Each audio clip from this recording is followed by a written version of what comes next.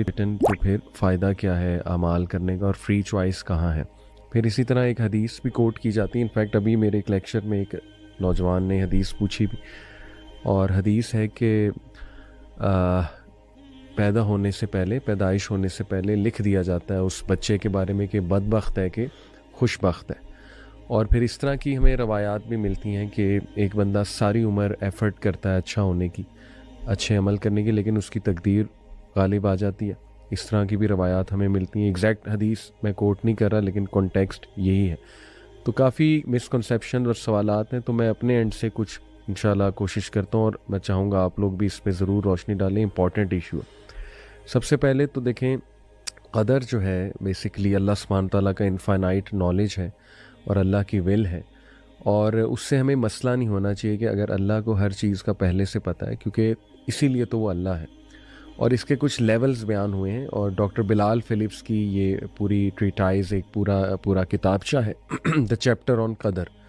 चूँकि मैंने अकीदा डॉक्टर बिलाल फिलिप्स से पढ़ा, तो ये सेकंड सेमेस्टर में हमने द चैप्टर ऑन कदर पढ़ा। तो इसमें इन्होंने कुछ लेवल्स ऑफ डिक्री तकदीर बताए।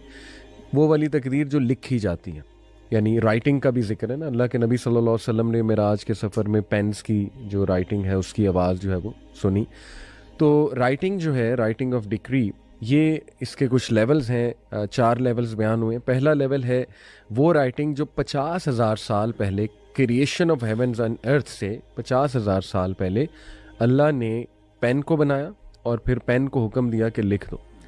तो वो है इटरनल डिक्री, और वो लोहे महफूज में अल्लाह सुब्हान तआला का कामिल नॉलेज, परफेक्ट नॉलेज है। और correct me if I am wrong कि वो इतना कामिल नॉलेज और वो इतनी कामिल लिखाई है कि उसमें इवन एडिटिंग भी है कि जो तकदीर चेंज होनी है, और वो चेंज कैसे होनी है वो मैं अभी बयान करता हूँ। एवरीथिंग इज़ रिटन देयर, और वो अल्लाह का कामिल नॉलेज है। सेकेंड लाइफ टाइम डिक्री है, जो कि when the mix drop of male and female sexual discharge is given life inside the वूम। फरिश्ता आता है, वो कुछ चीज़ें लिखता है। अब मेरी अंडरस्टैंडिंग है, again I will say correct me if I am wrong, कि ये जो फरिश्ता लिख रहा है, ये अल्लाह ने उसे हुक्म दिया है कि ये लिख दो। लेकिन जो असल में होगा उसके एंड तक, वो अल्लाह को कामिल नॉलेज है। फरिश्ते को हुक्म दिया गया है कि ये लिख दो, तुम्हारी ड्यूटी है कि ये लिख दो। इसीलिए हज़रत उमर सल्लल्लाहु अलैहि वसल्लम एक दुआ किया करते थे। मैंने एक रवायत पढ़ी कि अल्लाह, अगर तूने मुझे बदबख्त लिखा है तो मुझे खुशबख्त बना दे, और मुझे जो है मेरे अमाल दुरुस्त कर दे। इसका मतलब है कि ये होप होना चाहिए कि अल्लाह सुब्हान तआला has the power to even change what's written, और फरिश्ते को हुक्म दे सकते हैं कि चेंज भी किया जा सकता है। अच्छा, जो थर्ड लेवल है वो एनुअल डिक्री है, लैलतुल क़द्र की रात। उस टाइम भी बड़े फ़ैसले होते हैं, बड़े बड़े, और एक इंसान कोई दुआ कर रहा है, और हो सकता है अल्लाह उसकी तकदीर में वो लिख दे, लिखवा दे एंजल से। जैसे मैंने पढ़ा, असहाब और असलाफ हज की दुआ करते थे, लैलतुल क़द्र करके अल्लाह नेक्स्ट ईयर हज नसीब कर दे।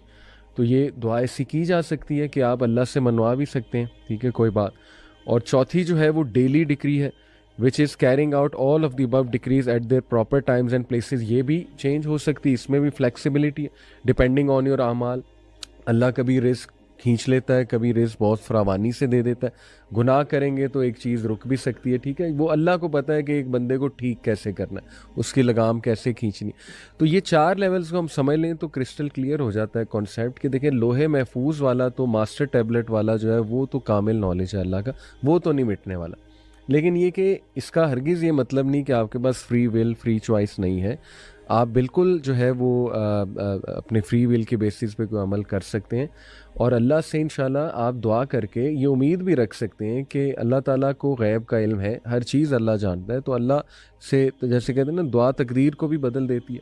और इब्न अल क़य्यिम ने कहा कि अगर आपकी दुआ बहुत ज़्यादा ताकतवर है तो वो रेसल करती है तकदीर से जाके आसमानों पे, और जो चीज़ फिर ज़ाहिर है स्ट्रेंथ जिसकी ज़्यादा है वो गालिब हो जाएगी। तो मेरी तो इस पे ये अंडरस्टैंडिंग है। What do you guys have to say, specially जो हदीस है कि उसकी तकदीर उस पर गालिब आ जाती है चाहे वो अच्छे अमाल भी कर रहा है। इससे बड़ा वैसे कंफ्यूज जो है ना वो यूथ होते हैं। अच्छा।